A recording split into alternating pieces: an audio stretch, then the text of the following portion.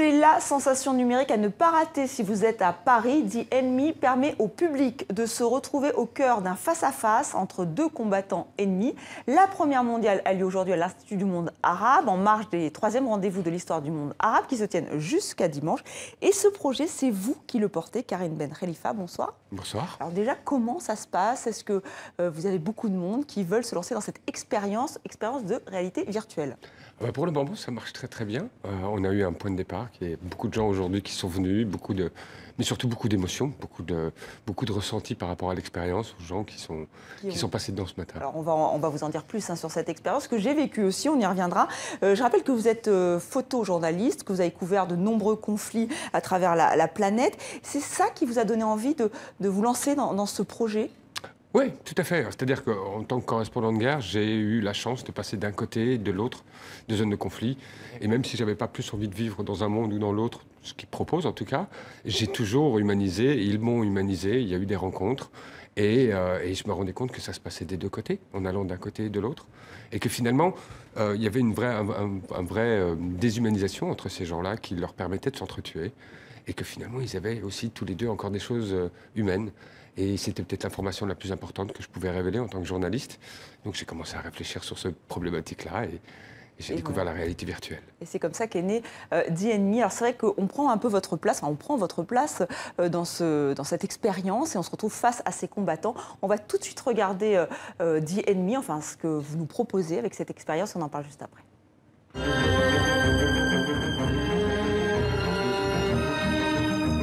The project is rooted in my experience as a war photographer, going from one side of the front line to the other, and finding that the fighters' dreams, hopes, and nightmares are often more similar than they are different.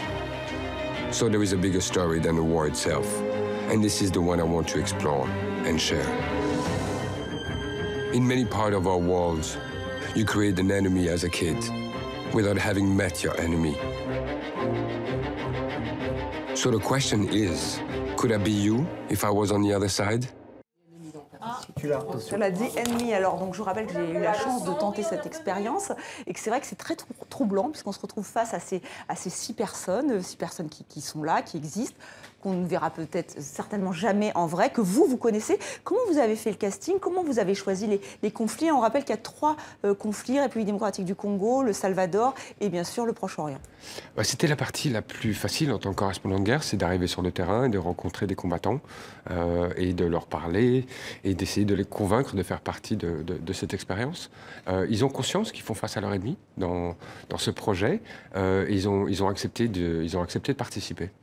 Et alors après, vous devez les convaincre, certes, mais après, est-ce que ça veut dire des semaines où vous partez en République démocratique du Congo, par exemple avec Jean de Dieu et Patient? Donc l'un a été un enfant soldat, il a pris le maquis, on va le voir. L'autre est un soldat loyaliste.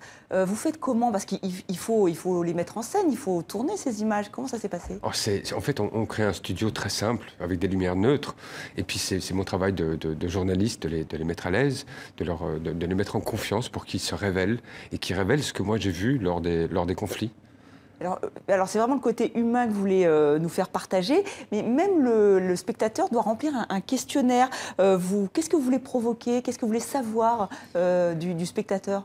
L'idée, c'était surtout d'avoir la possibilité pour un spectateur d'avoir un environnement qui évolue et qui soit personnalisé par rapport à sa propre histoire, à sa propre expérience. Enfin, je veux dire, tous les êtres humains sont différents et ont une histoire différente. Et c'était de pouvoir suivre cette évolution et de faire évoluer l'expérience au fur et à mesure qu'on y va. Le questionnaire permet, par exemple, de changer l'ordre des conflits que vous allez voir et dans lequel vous allez passer, en sachant que le dernier conflit que vous allez voir est sans doute celui où on a pu déceler une charge émotionnelle un peu plus marquée. Donc nous aussi, on devient presque des cobayes, en fait, dans cette expérience. Non, pas vraiment. Je ne dirais pas des cobayes, mais en même temps, c'est vrai que c'est tout nouveau, entre guillemets, comme mode journalistique, comme mode pour raconter des histoires. Donc oui, cobaye dans ce sens-là, mais plus loin que ça, c'est vraiment essayer de déceler durant cette expérience les expériences que vous pouvez avoir, le doute que vous pouvez avoir, les réflexes, la distance que vous avez avec les combattants, pour finalement vous donner un épilogue qui soit peut-être pertinent par rapport à votre parcours et à votre histoire. Donc pour vous, c'est une nouvelle forme de journalisme? Pour moi, c'est absolument une nouvelle forme de journalisme, puisque j'ai respecté l'éthique journalistique de ce que je faisais et de ce que j'ai fait pendant plus de 18 ans. À savoir que dans le journalisme, aujourd'hui, il n'y a pas de langage corporel, par exemple. Donc, quand on a vu qu'on allait faire du langage corporel, que ces gens allaient être en face de vous et parler, il fallait absolument respecter les mouvements, les mains, la manière dont ils bougent. C'est super important parce que ça fait partie de la manière dont on comprend les gens et dont on appréhende le monde autour de nous. Est-ce qu'on peut y voir aussi un côté militant? Parce que vous voulez provoquer une émotion. Je ne veux pas particulièrement provoquer une émotion. Je veux offrir une information qui vous permet de reculer et de voir qu'entre deux personnes entraînées qui se sont battues pendant des années, il y a encore dans chaque partie de l'humanité. Et certaines de ces personnes ont vu des atrocités et en ont commis. Mais malgré tout, quand on leur pose des questions sur eux, sur les rêves, sur leurs cauchemars, on se rend compte qu'ils sont finalement pas si éloignés que nous en termes de vraiment en termes d'humanité simple. Oui, ce qui est frappant, c'est qu'ils parlent souvent de leur famille, de leurs enfants, et c'est ce qui est le plus important pour eux. Comment réagit le public après une telle expérience? Oh, on a des réactions qui sont en général très émotionnelles, mais je pense que les gens comprennent qu'ils ont vécu quelque chose de très particulier. Puis dans la réalité virtuelle, le cerveau, il fonctionne comme vous et moi maintenant. On est en 3D, on spatialise les choses. Et quand on est dans la réalité virtuelle, le cerveau est connecté de la même manière. Donc les gens ont souvent le souvenir d'une rencontre avec ces gens-là. Une rencontre qui est improbable puisque amener des combattants du Congo ou d'Israël-Palestine ou du Salvador, pour la majorité des gens, ce ne serait pas possible. Et est-ce que les protagonistes ont vu leurs avatars et leurs ennemis aussi? Alors pas tous, je n'ai pas l'occasion de retourner encore au Salvador et au Congo pour leur montrer, hâte bien sûr, mais en Israël et en Palestine, oui, Gilad et Abu Khaled ont vu leur ennemi et ça a commencé assez tôt. Oui, oui le combattant palestinien qui lui a refusé, enfin a voulu garder sa cagoule, il vous a expliqué pourquoi, parce qu'il ne voulait pas être reconnu? C'est le seul. Non, c'est une question de sécurité. Il voulait avoir vraiment la parole libre et donc étant à Gaza, il y avait des choses qu'il pouvait dire, mais s'il voulait vraiment exprimer son sentiment d'être un combattant à Gaza et de nous parler vraiment de sa situation, il préférait garder l'anonymat et garder la cagoule. Donc ils ont vu leurs ennemis, qu'est-ce qu'ils en ont pensé? Qu'est-ce qu'ils vous ont dit? Au départ, c'était un premier rejet. Ils disent tous la même chose. Mais il faut savoir que là, on est sur des combattants qui se font face et qu'il y a un vrai travail pour ces gens-là, je dirais intellectuel, de reconsidérer la position de l'autre. Et c'est exactement de réhumaniser finalement. Ça a pris quelques mois. Mais oui, c'est ce que j'ai entendu. Je pourrais être l'autre. En y réfléchissant, oui, c'est possible. J'aurais pu. Et est-ce que l'objectif, c'est quand même d'éveiller les générations, peut-être d'éveiller, je ne sais pas, ceux qui seraient prêts à combattre? Est-ce que vous allez œuvrer dans ce sens ou pas? L'idée, totalement, est de renvoyer l'installation aux protagonistes eux-mêmes, aux prochaines générations de combattants, aux jeunes qui vont avoir un jour le choix de prendre une arme ou pas. Et il y a un processus, on est victime d'histoire de l'autre. Et il y a un processus de déshumanisation qui est en place. Et si, au travers d'une expérience comme ça, on peut se rendre compte que l'autre n'est pas tout ce qu'on nous a dit et qu'il a peut-être encore quelque chose, ça peut nous faire réfléchir et peut-être, on ne prendra pas une arme en main, mais ça, je ne peux pas vous y répondre aujourd'hui. Alors, la réalité virtuelle, donc, elle change le photojournalisme, en tout cas le journalisme. Elle arrive au cinéma, puisque le réalisateur mexicain Alejandro Gonzalo Iñárritu présente à Cannes en sélection Carne y Arena. Alors, c'est un film court, 6 minutes seulement, en réalité virtuelle aussi, avec un dispositif comme le vôtre sur un groupe de migrants. Alors, il dit qu'il ne sait pas très bien ce qu'est la réalité virtuelle, mais que c'est terriblement libérant. Est-ce que vous partagez ce point de vue? Je ne sais toujours pas très bien non plus ce que c'est la réalité virtuelle, d'autant plus que j'ai essayé de faire quelque chose qui était réel. Je n'ai pas essayé de faire du spectacle. À aucun moment, on ne vous emmène pas à Gaza, on ne vous emmène pas au Salvador, on vous emmène vraiment dans une salle où vous allez au fur et à mesure rencontrer des combattants.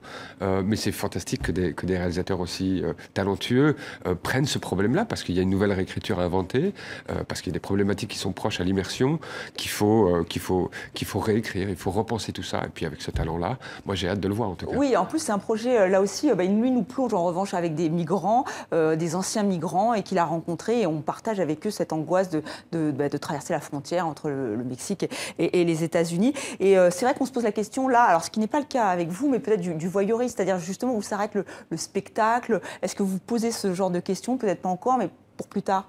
Je me la suis posée parce que je suis correspondant de guerre et qu'en développant ce projet, il n'a jamais été question pour moi de vous emmener à la guerre. La guerre, c'est traumatisant. Et la réalité virtuelle est un médium aujourd'hui beaucoup trop puissant pour mettre des gens dans la guerre dans la réalité virtuelle. Les gens sortiraient traumatisés. Donc c'était pas du tout le but. Et puis moi, ce qui m'intéressait vraiment, c'était l'humain. C'était qu'on redécouvre ces gens-là, qu'on puisse les écouter. On les entend pas souvent parler. Et puis surtout avec des mots simples et des questions simples. Oui, des questions qui reviennent assez souvent. C'est vrai qu'il y a une sorte de protocole que vous avez respecté pour chaque personne qui est interviewée. C'était important, pourquoi? C'est important parce qu'on peut comparer les réponses de l'un et de l'autre. Et quand on se rend compte qu'elles sont relativement similaires dans les aspirations ou dans les peurs, ben, on se rend compte qu'ils ont des points communs. Et ça, déjà, c'est une grande révélation. Est-ce qu'il a fallu faire un casting, en fait, pour Il n'a pas fallu faire un casting, vraiment au terme de casting, c'était pas du tout le but, c'est pas comme ça que je travaille, mais j'ai rencontré beaucoup de combattants, on en a enregistré plus qu'on en a dans l'installation aujourd'hui. Après, il s'agissait de mettre des face-à-face qui soient intéressants, et puis tous les combattants ne se révèlent pas de la même manière, tous les combattants ne laissent pas passer les questions ou leurs réponses de la même manière, donc c'était vraiment important pour moi de pouvoir choisir d'un et d'autre et d'avoir des oppositions qui fassent sens, et même en termes physiques, si on met quelqu'un d'1m90 et quelqu'un d'autre d'1m60, ça nous dit déjà énormément de choses dans les rapports entre les gens. Et quelle est l'étape suivante pour The Enemy? Est-ce que vous y pensez déjà? Parce que c'était un projet quand même inédit, il a fallu convaincre, a priori le public répond présent. Quelle est la prochaine étape? La prochaine étape, c'est de retourner sur les zones de conflit et puis de continuer à voyager. Je pense qu'on est rentré dans un monde aujourd'hui où la parole populiste a pris beaucoup de place. Ça, c'est essayer de justement faire un peu l'inverse de ça. C'est se réconcilier avec l'autre. C'est très simple et en même temps, le monde est très complexe. Donc, essayer de retourner vers des éléments simples qui peuvent nous faire comprendre où on est et qui on a en face de nous. Mais avec une technologie extrêmement poussée, parce que vous êtes énormément sur ce projet. J'y suis tout le temps, oui. Oui, mais vous avez une équipe derrière vous qui est une centaine. Alors, c'est Caméra Lucida, ici à Paris, une boîte de production, France Télévisions, l'Office national du film canadien, département, émissif. C'est beaucoup de coproducteurs, beaucoup de gens qui partageaient les mêmes intentions et qui ont des expertises que moi, je n'ai pas. Et oui, c'est presque 120 personnes qui ont travaillé sur ce projet aujourd'hui. Qu'on peut découvrir donc à l'Institut du Monde Arabe jusqu'au 4 mai. Merci Karine. 4 juin. 4 juin, que dis-je? Bah oui, 4 mai. Merci vraiment d'avoir été avec nous. C'est vrai que c'est une expérience assez étonnante, qui peut même être éprouvante, mais qui vraiment, en tout cas, provoque une émotion. Merci encore d'avoir été notre grand témoin.